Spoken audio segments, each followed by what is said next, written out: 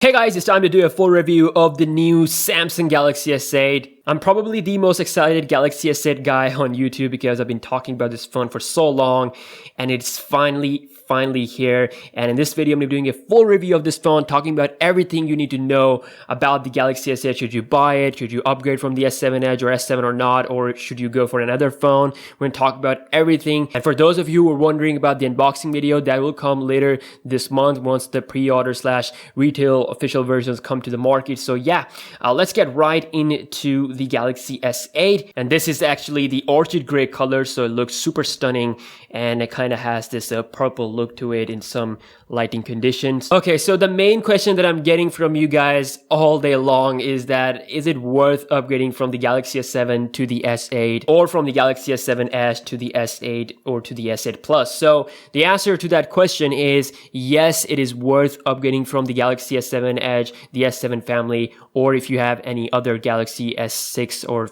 S5 model, it is absolutely worth upgrading to the S8 because this is an end of an era. You can see there is no home button. This is a completely different game now. All the future flagships, the Galaxy Note 8, the Galaxy S9 won't be having the home button. So Apple is also getting rid of the home button. This is now getting all, so this really is an end of an era. These were the phones. This was a phone. This also was a phone. And this is the phone. Freaking Undertaker retired. I mean, it really is an end of an era, a beginning of a new chapter. So yeah, my answer to your question, is it worth upgrading? Yes, it is worth upgrading from the S7 or S7 Edge to the S8 to the S8 Plus. But there is a but. If you don't want to upgrade, if you want to stay on your Galaxy S7 Edge because it's still a great phone and it's still pretty fast, although I'll be doing a speed test with the Galaxy S8 in the upcoming video, so please subscribe for that. So it is still pretty fast, it's still pretty futuristic, and it has the same camera as the Galaxy S8. So if you want to still use your Galaxy S7 Edge, you can do it. I respect that decision,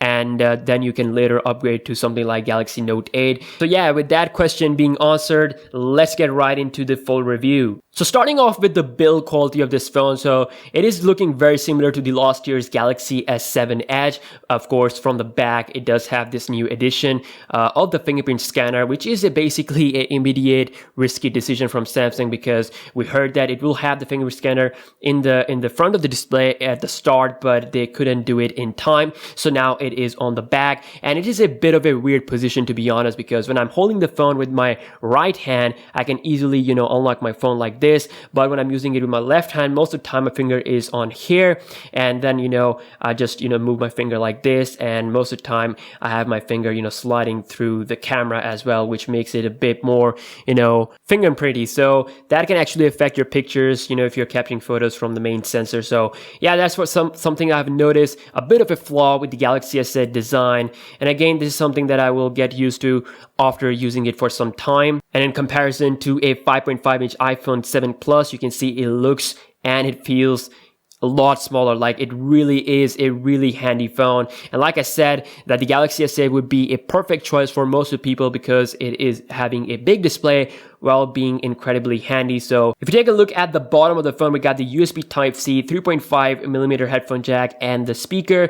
On the top of the phone, we get this tray along with the microphone hold. So this tray is of course for the SIM card and micro SD card. On the right side of the phone, we have the power button, just the power button, and on the left we get the new Bixby button along with the volume rocker. And again, on the back we got the fingerprint sensor, the camera, and the heart rate sensor. Compared to the last year, the heart rate sensor feels like it is underneath the glass. I mean, I can definitely feel the sensor here, but it's like it is under the glass, like you can't feel it with your finger. So that is a good thing because now you can only feel the camera and the fingerprint sensor when you're going to move your hand around it. So yeah, that's a bit of a change that I've noticed around this part. And of course, we do have that Samsung logo on the back, a bit of a numbering thing here at the bottom with some Galaxy models. So now let's take a look at the display, and holy moly, this is amazing. This phone is coming with a 5.8-inch Quad HD display, and by default it has a resolution of 2220 by 1080p, so you can increase the resolution to 1440p in the setting if you want to, but I'm using it on default because I want more battery life. So yeah, it is looking pretty sharp, and as you can see, we do have the new navigation bar buttons, so the back key, the home key, and the multitasking key, and you can actually change the colors of these keys in the settings. You can change the position. A lot of tweaks are there with these nav bar keys. My god, this display looks amazing, and the best part of this display, of course, is playing games on it, watching YouTube videos. The experience is amazing. When you're watching YouTube videos, it actually allows you to have that full screen experience, and that's really going to change the way you use your phone, the way you enjoy the content on your phone. And I mean, to be able to praise this display, you really have to see this phone in person. I mean, it looks absolutely insane. Of course, we do have the curve now, and it's a bit different from the curve of the Galaxy S7 Edge. You're not going to be able to, you know, have that random touches compared to the older models. So it's much more, you know, responsive to the actual touch from the front, not from the sides. So display wise, it is absolutely on point and my favorite on the market right now. Under the hood, we get Exynos 8895 plus 4 gigs of RAM or Snapdragon 835 plus 4 gigs of RAM. It is a absolute beastly combination. You're going to have a really good fast experience with this phone. It's not going to lag or anything like that. Of course, I'll be doing my speed tests and my gaming comparisons in the future videos, so please stay tuned for that. But yeah, in general, you're not going to be facing any lag. It also does a very decent job in benchmarks, quite high actually compared to the Android department, and the highest when it comes to the Antutu benchmark, even higher than the iPhone 7. So I have to say, I mean, this phone is actually really fast, and I don't really rely on the benchmarks because I'm more of a real life test guy, real life speed test guy. So I'll be doing my testing on the channel. Again, please subscribe. If you talk about the software, it's coming with Android 7.0 Nougat, and it's called as Samsung's Experience UI now compared to the TouchWiz UI, so the name is changed. And I've done a lot of reviews of this UI on the older models, and it's very similar to that, but there are a lot of new changes specifically for the Galaxy S8. First of all, there is a big change to the always on mode. Now you can basically double tap the time, and that will allow you to take a look at your music, so you can, you know, change the music or play and pause right from here. And of course, you get your normal information. Once you get a notification from, let's say, Instagram or any other application, it's going to appear here, and then you're going to double tap it and interact with it. And then of course, we have this new home button, and as I told you in my leaks videos, that Samsung Galaxy S8 will have some kind of 3D touch, and it does have this 3D touch or force touch ability, you can say. So you can place your finger on this home button, the always on home button. You can press it with a bit of pressure like this, and it's going to take you straight to your home screen, unless you have a pattern or a, you know, or something like a facial thing on. So basically, it allows you to go through the home screen or to your pattern page. And yeah, it actually has a bit of a force touch or 3D touch, you can say, and that is a good thing because Samsung can apply it to their, you know, future flagship, like a full-time 3D touch display with the future flagship that will work with third-party apps and all. So yeah, a bit of a small 3D touch thing here that not a lot of people are mentioning. So unlocking the phone, you can see the usual Samsung look is there. You can go into the app drawer. Now there is the ability to hide the app drawer as well as enable it. So I have it enabled on my phone. I'm just going to hold the display. You can see we got 3 options: the wallpaper and themes, the widgets, and the home screen settings. And here you can basically change the home screen from home or app screen, which means the home or app drawer, or only home screen if you want that. You can also change the grid size and the apps button. So in the leaks we saw there was no app button. So I can hide that if I apply it, and you can see the app button is now gone. We also get this swipe gesture like the Google Pixel. So, and of course, you do get your split screen multitasking by holding down an application, swiping up, and then of course it allows you to launch more apps. Let's say if I launch the gallery, and you can see that it is launched up pretty fine. This actually is one of my favorite features from the Android Nougat, and this was something available to Samsung phones for a lot of time. It's not actually something new for Samsung users. So going into the quick setting area or quick toggles area, you can see that we do have very similar look as the older phones. There is a thing called as Edge Lightning here that basically, you know, shows you the notification. The edge kind of lights up. We also have the blue light filter, which is like in night mode. We get the power saving tool, the mid and the max. So you do have the ability to downgrade the display just like the Galaxy S7 and the S7 Edge. And of course, you do have the secure folder, one of the best software edition with the Samsung phone. with the torch, you can basically control different levels. So a lot of things have been changed. And of course, swiping here, you do get the Hello Bixby or Bixby home screen, which is having all your cards, all your news, what's trending on Facebook. You get all that stuff. And of course, you can turn on location to allow Bixby to do more stuff and provide you more information. And you can go into main settings of the Bixby, and basically if you want to disable it, you can disable that. And these are the current application that it supports, you know, the Bixby cards, and it is getting support for the third-party applications, and it will support a lot more application in the future. So yeah, the Bixby is there. And apart from Bixby, you also get a secondary AI assistant, which is gonna be pretty common on all the Android phones, which is of course the Google Assistant. So that is there, and you can basically ask things like, you know, what's the weather, or what is the name of the president, things like that. So that works absolutely fine. Taking a look at the main settings, you can see that we have a very similar look here, not much change. So I will be doing a separate video talking about the tips and tricks and hidden features.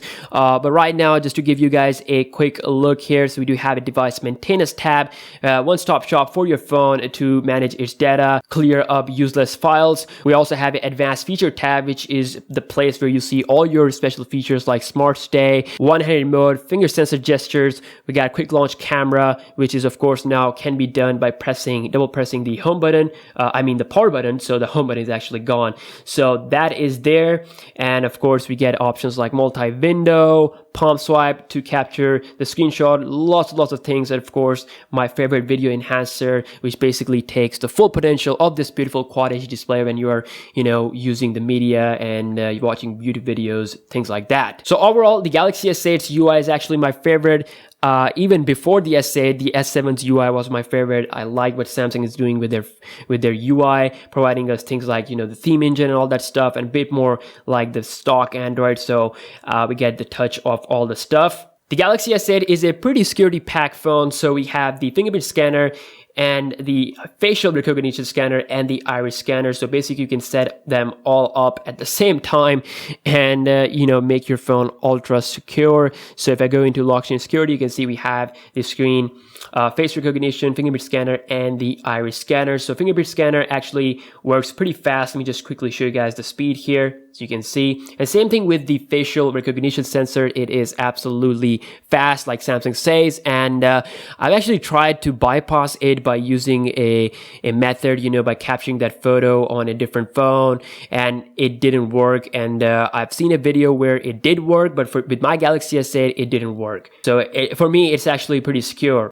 And then of course we have the iris scanner, which we have seen on the Note 7, and I don't really have to use the iris scanner because the facial recognition is really fast. Taking a look at the camera on the Galaxy S8, it is the same as the last year, so a bit of a processing thing have been improved, like it has a better image processing. So the features in the camera UI is also very similar, apart from the new Bixby integration. We do have the new Bixby vision button here with the camera UI, which allows us to scan some objects in our you know, view by pointing the camera at these objects. So if I quickly scan this little iPhone, the iPhone 7, you can see it is giving me these two options for the image and shopping. So pressing on the image is going to show me some stuff related to that, and same thing you can do with the shopping thing. So yeah, this is something that will be perfected in the future with some updates. Doesn't work that much well at the moment because Bixby is just, you know, in its infant stages, I guess. And swiping to the left will give you all your effects. And swiping to the right will give you all your modes. So you have the Pro mode, panorama, lots of great things going on here. So we also have an improvement on the front camera. It is now 8 megapixel with autofocus. So overall picture quality, like I said, is same as the Galaxy S7. I'm actually pretty impressed by the S7's camera. I honestly wanted a dual camera sensor, at least on the Galaxy S8 Plus model, but that didn't happen. And that will happen with the Note 8. But currently, this is the camera we have. But with that being said, this camera is still really great. You get great quality pictures outdoor. The colors are absolutely amazing. You get great pictures indoors as well. We have f1.7 aperture for that, and same thing with the amazing autofocus while recording the 4K videos. So let's take a look at that.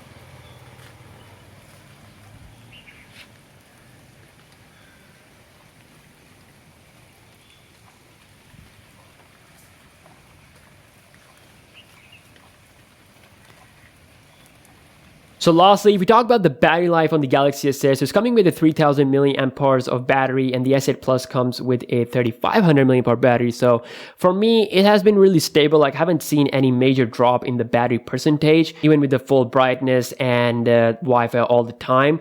And it's giving me around 15 hours of usage, very similar to my Galaxy S7 Edge, maybe a bit better. But yeah, I have to say, I don't travel that much. So for me, if it's giving me 15 hours of usage, that is actually pretty good. But then again, I'll be doing a separate video on the battery topic for the S8 and the S8 Plus and share with you guys my experience. Genuinely think that it should not be a big concern for people who are actually going for the Galaxy S8 or the S8 Plus and they're concerned about the battery, because they've done the right optimization. So for me, it has been great for the usage I had. And again, I'll be doing a separate video for the battery topic. So right now, I have to say, if you want the best of today, the best of this era, the new era, then the Galaxy S8 is the phone to go with. Definitely worth your hard-earned money. So yeah, that was my full review. I hope you guys have enjoyed it. And again, for all the Galaxy S8 content, please subscribe. And I'll see you in the next one. Peace out.